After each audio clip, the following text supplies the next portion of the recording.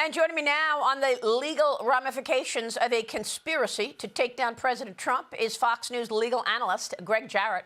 He is the author of the bestseller, Witch Hunt, the story of the greatest mass delusion in American political history. Also joining us is journalist Lee Smith, author of The Plot Against the President, the true story of how Congressman Devin Nunes uncovered the biggest political scandal in U.S. history. Both books, I should point out, were published more than 6 years ago. Back in 2019, these two were telling us the truth. Gentlemen, thank you so much for joining us this morning, and thank you for your work. Greg, kicking things off with you, what is your reaction to what you just heard from John Ratcliffe? Do you believe the DOJ will act, and will the statute of limitations apply to conspiracy or not? I would say yes to all three. This does look like a broad criminal conspiracy, Maria, by unscrupulous officials, dishonest people. And I would look at conspiracy to defraud the government, deprivation of rights under color of law, but importantly, obstruction of justice and the cover-up. The elaborate cover-up has been going on for years, as Stephen Miller pointed out, which extends the statute of limitations in any conspiracy case against malign actors. That's because the clock begins ticking when deliberately concealed evidence is discovered, which is actually quite recently. So, for example, you were talking about the burn bags that were discovered, incriminating documents hidden at the FBI, as well as other records, hard drives squirreled away under lock and key by Comey, recently found. So attempting to conceal or destroy evidence relevant to investigations, that's obstruction, and the last overt act in a conspiracy starts the clock anew.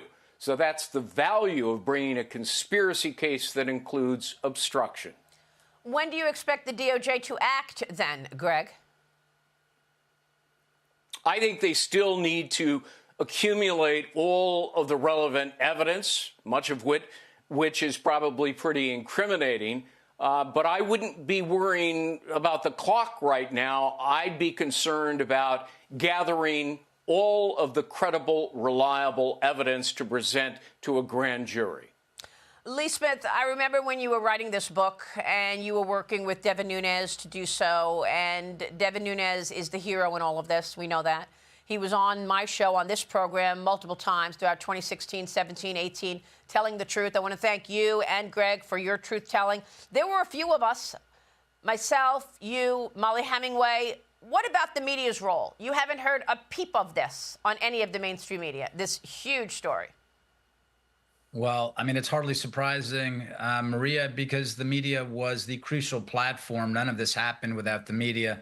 The issue was not that the Washington Post or the New York Times, that they blew the story or they were lazy. They were an important part of the story. Remember, especially the Times and especially the Post, this was a platform for leaks of classified information. They were part of a serial crime spree run by the Department of Justice and bad actors at the FBI, past and present at the time, 6 years ago. So it's not surprising that we see an article like the one that we saw this week by Charlie Savage and by Adam Goldman, which is running just insane nonsense, misreporting what this Durham Annex is actually about. I just want to make clear what this Durham Annex is about. It's about how the FBI hid information that came in from a trusted foreign partner. Durham never said anything like it was forged information by the Russians or anything like that. No, the fact is that the FBI, when this information came in, they hid it. And in fact, it's also a crucial piece of information that the CIA never believed that this intelligence was Russian disinformation. They believed it. So they knew what they had. They knew what it was pointing to. And instead of stopping it, instead of stopping this insane Clinton program to undermine Trump, what did they do? The FBI plotted to get a surveillance warrant to spy on the Trump campaign. And that's what led to the biggest political scandal in U.S. history. And Maria, you're absolutely right. You were on it. I remember talking to you for that book. I remember watching you and being very grateful also to Gregg's reporting too. And I'm happy as you were speaking about before with Stephen Miller, that will have some clarification, I think, and accountability for the American people and for the people who got hurt. People in the Trump circle, like General Flynn, you said, like Roger Stone, like Paul Manafort, like Devin Nunes, like the Trump family. A lot of people were badly hurt by this, but as a whole, it really targeted our constitutional republic. Well, Greg, it ripped the country apart, didn't it? And the media was critical in terms of doing that. Well, they're still at it. And, you were all over the hoax from the very beginning, so kudos to you, Maria. But, right now, the New York Times would have us believe that these Clinton emails are fabricated Russian disinformation, their favored trope.